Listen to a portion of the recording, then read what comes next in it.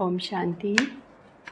17 जून 2024 की मुरली के महावाक्य हैं, मीठे बच्चे, याद और पढ़ाई से ही डबल ताज मिलेगा। इसीलिए अपनी एम ऑब्जेक्ट को सामने रख दैवीय गुणों धारण करो। प्रश्न है, विश्व रचयिता बाप तुम बच्चों की कौन सी खिदमत सेवा करते हैं? उत्तर है, बच्चों को बेहद का वर्षा दे सुखी बनाना यह खिदमत है। बाप जैसी निष्काम सेवा कोई कर नहीं सकता। बेहद का बाप किराए पर तख्त लेकर तुम्हें विश्व का तख्त नशीन बना देते। खुद तावशी तख्त पर नहीं बैठते, लेकिन बच्चों को तावसी तख्त पर बिठाते हैं। बाप के तो जड़ मंदिर बनाते हैं, उसमें उन्हें क्या टेस्ट आएगा। मज़ा तो बच्चों को है जो स्वर्ग का राजभाग लेते हैं। ओम शांति। मीठे मीठे रूहानी बच्चों को बाप कहते हैं कि अपने को आत्मा समझ बाप को याद करो। ओम शांति का अर्थ तो बच्चों को समझाया है। बाप भी बोलते हैं तो बच्चे भी बोलते हैं। ओम शांति। आत्मा का, क्योंकि आत्मा का स्वधर्म है शांत। तुम अब जान गए हो कि हम शांति धाम से यहाँ आते हैं, पहले पहले सुख धाम में, फिर 84 जन्म लेते लेते दुख धाम में आते हैं। यह तो याद है न, बच्चे 84 जन्म लेते हैं, जीव आत्मा बनते हैं। बाप जीव आत्मा नहीं बनते, कहते हैं मैं टेम्परेरी इनका आधार लेता हूँ, नहीं तो पढ़ाएंगे कैसे। बच्चों को घड़ी घड़ी कैसे कहेंगे कि मन मना भव। अपनी रजाई को याद करो, इसको कहा जाता है सेकंड में विश्व की रजाई। बेहद का बाप है ना, तो ज़रूर बेहद की खुशी, बेहद का वर्षा ही देंगे। बाप बहुत सहज रास्ता बताते हैं, कहते हैं अब इस दुख धाम को बुद्धि से निकाल दो। जो नई दुनिया स्वर्ग स्थापना कर रहे हैं, उनका मालिक बनाने के लिए मुझे याद करो, तो तुम्हारे पाप कट जाएंगे, तुम फिर से सतो प्रधान बन जाएंगे। इसको कहा जाता है सहज याद। जैसे बच्चे लौकिक बाप को कितना सहज याद करते हैं, वैसे तुम बच्चों को बेहद के बाप को याद करना है। बाप ही दुख से निकाल सुख धाम में ले जाते हैं, वहाँ दुख का नाम निशान नहीं। बहुत सहज बात है, कहते हैं अपने शांति धाम को याद करो। जो बाप का घर है वह तुम्हारा घर है, और नई दुनिया को याद करो, वह तुम्हारी राजधानी है। बाप तुम बच्चों की कितनी निष्काम सेवा करते हैं। तुम बच्चों को खुशी कर, सुखी कर, फिर वानप्रस्थ परम धाम में बैठ जाते। तुम भी परम धाम के वासी हो। उनको निर्वाण धाम वानप्रस्थ भी कहा जाता है।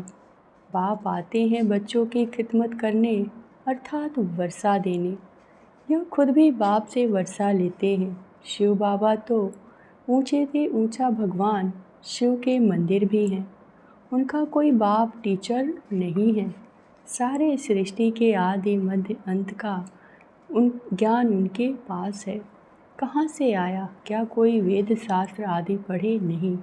बाप तो है ज्ञान का सागर, सुख शांति का सागर।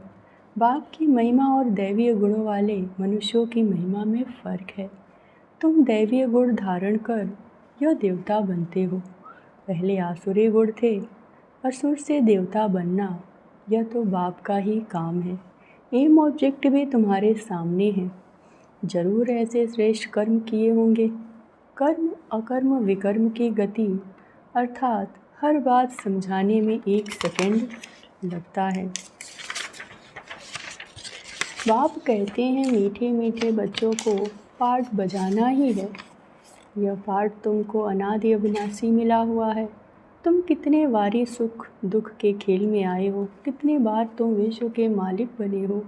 बाप कितना ऊंच बनाते। परमात्मा जो सुप्रीम सोल है वो कभी इतना छोटा है। वो बाप ज्ञान का सागर, तो आत्माओं को भी आप समान बनाते हैं। तुम प्रेम के सागर, सुख के सागर बनते हो। देवताओं का आपस में कितना प्रेम है, कभी भी झगड़ा नहीं होता।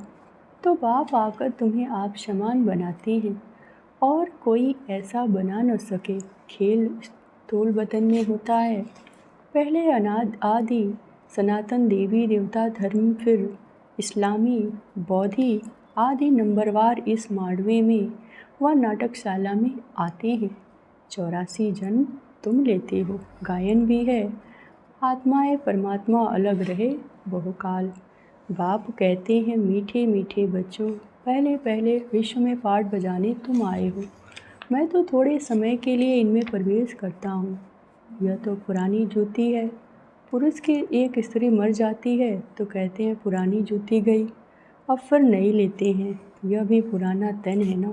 84 जन्मों का चक्र लगाया तब तो मैं आकर इस रथ का आधार लेता हूँ। पावन दुनिया में तो कभी भी मैं आता ही नहीं हूँ। तुम पतित हो, मुझे बुलाते हो कि आकर पावन बनाओ। आखिर तुम्हारी याद फलीभूत होगी ना। जब पुरानी दुनिया खत्म होने का समय होता है तब मैं आता हूँ। ब्रह्मा द्वारा स्थापना, ब्रह्मा द्वारा अर्थात ब्राह्मणों द्वारा, पहले चोटी ब्राह्मण फिर क्षत्रिय। तो बाजोली खेलते हो, अब देह अभिमान छोड़ देही अभिमानी बनना है। तुम 84 जन्म लेते हो, मैं तो एक ही बार सिर्फ इस तन का लोन लेता हूँ, किराए पर लेता हूँ। हम इस मकान के मालिक नहीं हैं, इनको तो फिर भी हम छोड़ देंगे, किराया तो देना पड़ता है ना। बाप भी कहते हैं मैं मकान का किराया देता हूँ, बेहद का बाप है, कुछ तो किराया देते होंगे ना। यह तख्त लेते हैं तुमको समझाने के लिए, ऐसा समझाते हैं जो तुम विश्व के तख्त नसीन बन जाते हो। खुद कहते हैं मैं नहीं बनता। तख्त नसीन अर्थात ताऊ से तख्त पर बिठाते हैं। शिव बाबा की याद में ही सोमनाथ का मंदिर बनाया। बाप कहते हैं इससे मुझे क्या टेस्ट आएगी, जड़ पुतला रख देते हैं। मज़ा तो तुम बच्चों को स्वर्ग में है, मैं तो स्वर्ग में आता ही नहीं। फिर भक्ति मार्ग में जब शुरू होता है तो यह मंदिर आदि बनाने में कितना खर्चा किया, फिर भी चोर लूट ले गए। रावण के राज्य में तुम्हारा धन दौलत आदि सब खलास हो जाता। अभी वह ताउसी तख्त है। बाप कहते हैं जो हमारा मंदिर बनाया हुआ था वो मोहम्मद गजनवी आकर लूट ले गए। भारत जैसा साल्वेंट और कोई देश नहीं, इन जैसा तीर्थ और कोई बन नहीं सकता। परंतु आज तो हिंदू धर्म के अनेक तीर्थ हो पड़े हैं। वास्तव में बाप जो सर्व की सदगति करते, तीर्थ तो उनका होना चाहिए। यह भी ड्रामा बना हुआ है, समझने में बहुत सहज है, परंतु नंबरवार ही समझते हैं, क्योंकि राजधानी स्थापना हो रही है। स्वर्ग के मालिक यह लक्ष्मी नारायण है। यह है उत्तम से उत्तम पुरुष, जिनको फिर देवता कहा जाता है। दैवीय गुण वाले को देवता कहा जाता है। यह उच्च देवता धर्म वाले प्रवृत्ति मार्ग के थे। उस समय तुम्हारा भी प्रवृत्ति मार्ग रहता है। बाप ने तुमको डबल ताजधारी बनाया, रावण ने फिर दोनों ही ताज उतार दिए। अब तो न ताज है, न पवित्रता का ताज, न धन का ताज, दोनों रावण ने उतार दिए। फिर बाप आकर तुमको दोनों ताज देते हैं। इस याद और पढ़ाई से इसलिए गाते हैं ओ गॉड फादर, हमारा गाइड बनो, लिबरेट भी करो। तब तुम्हारा नाम भी पंडा रखा हुआ है। पांडव कौरव यादव क्या करते भय, कहते हैं बाबा हमको दुख के राज से छुड़ाकर साथ ले जाओ। बाप ही सचखंड की स्थापना करते, जिसको स्वर्ग कहा जाता है। फिर रावण झूठखंड बनाते, वह कहते हैं श्री कृष्ण भगवान वाच, बाप कहते हैं शिव भगवान वाच। भारतवासियों ने नाम बदल लिया तो सारी दुनिया ने नाम बदल दिया। श्री कृष्ण तो देहधारी है, विदेही तो ये शिव बाबा है। अभी बाप द्वारा तुम बच्चों को माइट मिलती है, सारे विश्व के तुम मालिक बनते हो। सारा आसमान धरती मिल रही है, कोई की ताकत नहीं जो तुमसे छीन सके। पौना कल्प उन्हों की तो जब वृद्धि होकर करोड़ों की अंदाज में हो, तब लश्कर ले आकर तुमको जीते।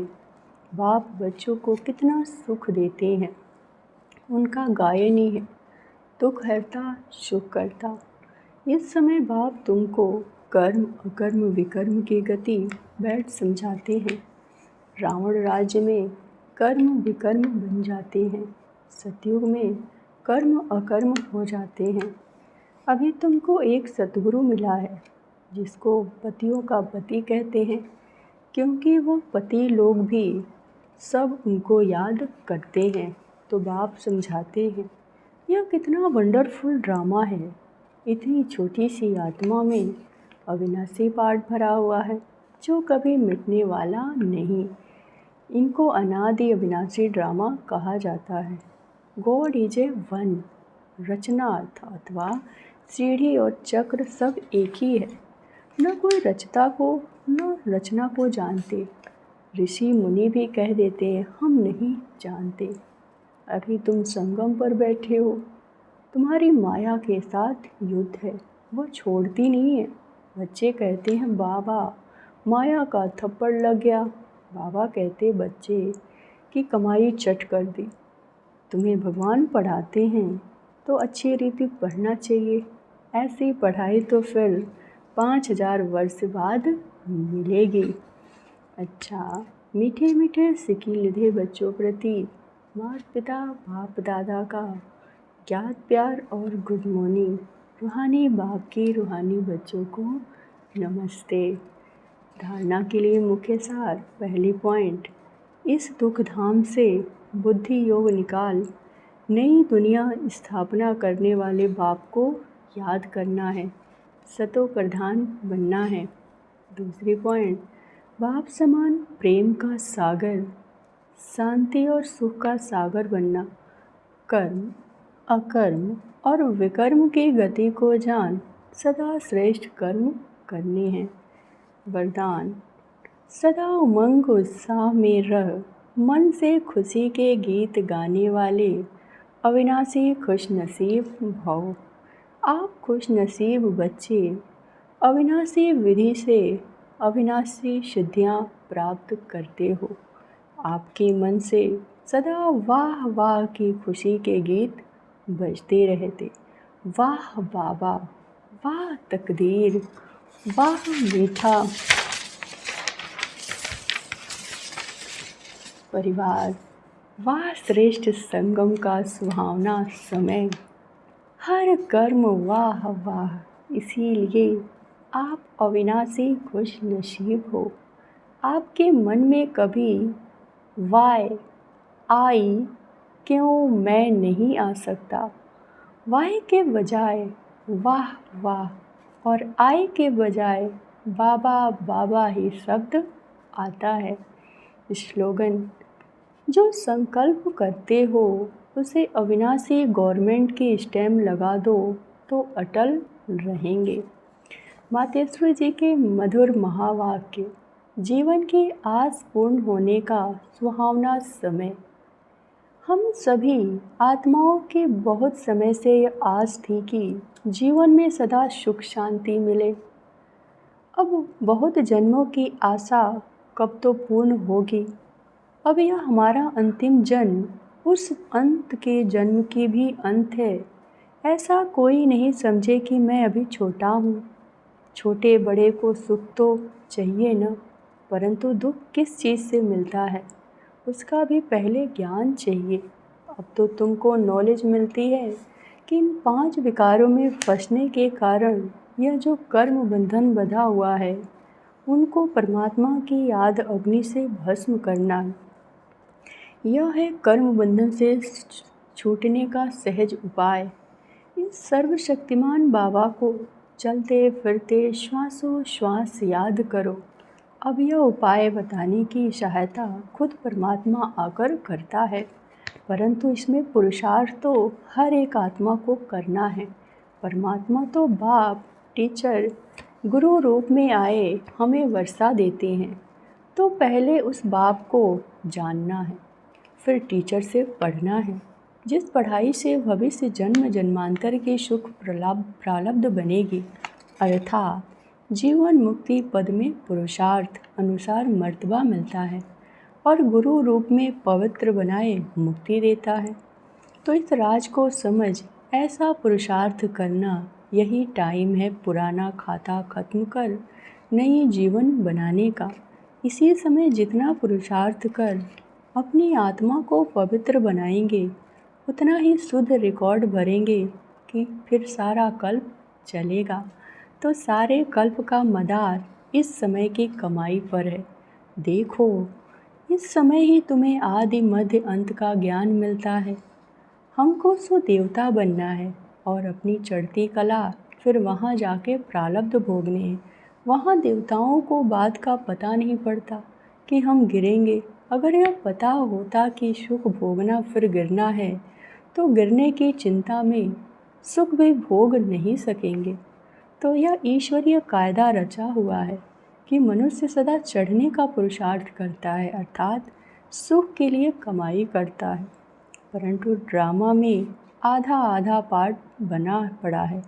जिस राज को हम जानते हैं, परंतु जिस समय सुख की बारी है तो पुरुषार्थ कर सुख लेना है। यह पुरुषार्थ की खूबी है। एक्टर का काम है एक्ट करने समय संपूर्ण खूबी से पार्ट बजाना, जो देखने वाले हियर हियर वाह वाह करें। इसीलिए हीरो हीरोइन का पार्ट देवताओं को मिला है, जिन्हों का यादगार चित्र गाया और पूजा जाता है। निर्विकारी प्रवृत्ति में रहकर कमल फूल अवस्था बनाना है, यही देवताओं की खूबी है। इस खूबी को भूलने से ही भारत की ऐसी दुर्दशा हुई। अब फिर से ऐसी जीवन बनाने वाला खुद परमात्मा आया हुआ है। अब उनका हाथ पकड़ने से जीवन नैया पार होगी। अच्छा, ओम शांति।